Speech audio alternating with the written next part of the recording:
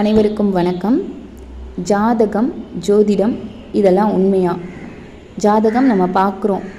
அந்த பார்க்கப்படக்கூடிய ஜாதகத்தின் மேலே நம்ம நம்பிக்கை வைக்கிறோம், முழுமையான நம்பிக்கை வைக்கிறோம். இதெல்லாம் நடக்குமா?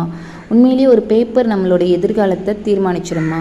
அந்த பேப்பர் எங்கேருந்து வந்துச்சு, அதனுடைய பேஸ் என்ன, அதனுடைய மூலம் என்ன அப்படிங்கிறத பற்றி நம்ம இந்த பதிவில் விரிவாக பார்க்கலாம்.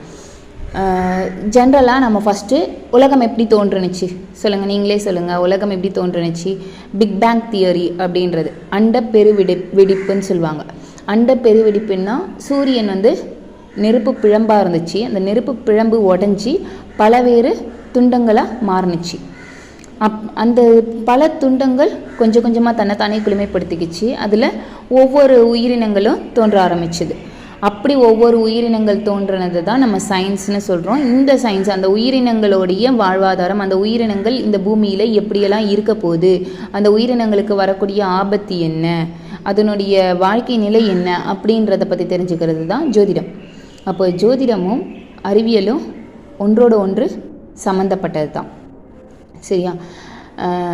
Pool obey the planet while the voice control them.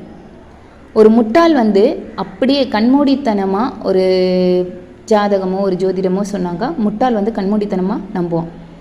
அதே இது கொஞ்சம் யோசித்து பகுத்தறிவோடு யோசித்து பார்க்கக்கூடியவங்க என்ன பண்ணுவாங்க? யோசித்து எதனால், ஏன் அப்படிங்கிறத யோசிப்பாங்க. ஸோ நம்ம ஜாதகமோ ஜோதிடமோ சொல்கிறாங்கன்னா அதை நம்ம முட்டாள்தனமாக நம்பணுங்கிறது இல்லை. அதில் இருக்கக்கூடிய நல்லது கெட்டது எது அப்படின்றத நம்ம தீர்க்கமாக ஆராய்ஞ்சி, இதனால் இருக்குமோ அப்படிங்கிறது தான் நம்ம பார்க்கணும். சரியா? ஸோ இதை பற்றின மேலும் தகவல்களை அடுத்த பதிவில் பார்க்கலாம். ஓகே, நன்றி.